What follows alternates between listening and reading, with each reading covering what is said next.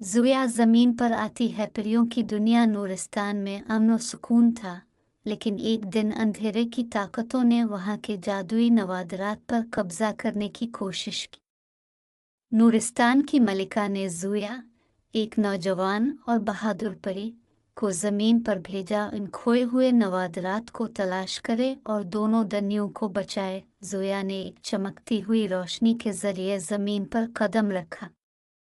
वो एक खूबसूरत बाग में आई जहाँ दरख्तों पर रंग बिरंगे फूल खुल रहे थे और परिंदे चहचहा रहे थे।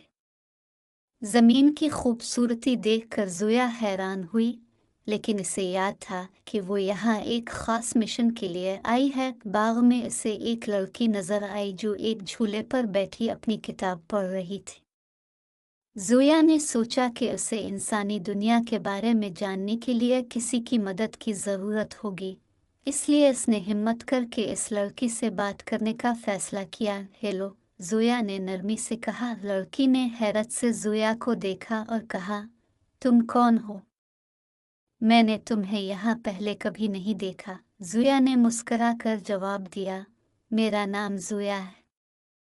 मैं यहाँ एक ख़ास काम के लिए आई हूँ। आयशा ने ज़ुया से कहा, बिल्कुल, लेकिन पहले तो मुझे बताओ कि तुम कहाँ से आई हो। ज़ुया ने आयशा को अपनी कहानी का कुछ हिस्सा बताया, लेकिन अपने जादुई राज को छुपा लिया।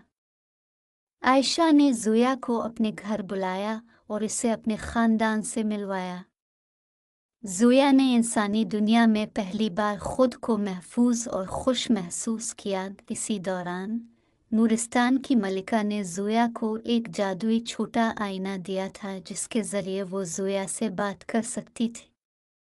आईने ने ज़ुया को याद दिलाया कि उसे जल्द अज जल्द अपने मिशन पर काम शुरू करना होगा। गुमशुदा छड़ी रात के वक्त ज़ुया को अपने जादुई आईने से नूरिस्तान की मलिका का पैगाम मौसूल हुआ। मलिका ने बताया कि पहली गुमशुदा जादुई छड़ी ज़मीन पर एक पुराने कस्बे में छुपी हुई है, लेकिन इसे जल्दी तलाश करना ज़रूरी है क्योंकि अंधेरे की ताकतें इसे अपने कब्ज़े में लेने की कोशिश कर रही हैं। अगली सुबह ज़ुया ने आयशा को अपनी जादुई मिशन के बारे में बताया, लेकिन हम इसे कैसे तलाश करेंगे? ज़ुया ने जवाब दिया, मेरे पास एक जादुई पत्ता है, ये हमें सही रास्ता दिखाएगा। दोनों दोस्त कस्बे की तरफ रवाना हुए। रास्ते में ज़ुया ने अपनी परियों की ताकत इस्तेमाल करते हुए एक छोटे से परिंदे से बात की, जो उन्हें एक पुरानी लाइब्रेरी के करीब ले गया। वो लाइब्रेरी सालों से बंद थी और अफवाह थी कि वहाँ कुछ अजीब व गरीब वाक़यात होते हैं।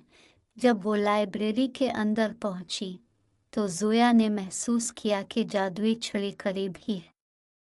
लेकिन जैसे ही वो इसके करीब पहुँची, एक अंधेरा साया नमूदार हुआ, जो छड़ी को हासिल करने के लिए आया था। जिनने ज़ुया और आयशा को डराने की कोशिश की, लेकिन ज़ुया ने अपनी परियों की ताकत से एक रोशनी का दायरा बनाया और जिन को पीछे धकेल दिया।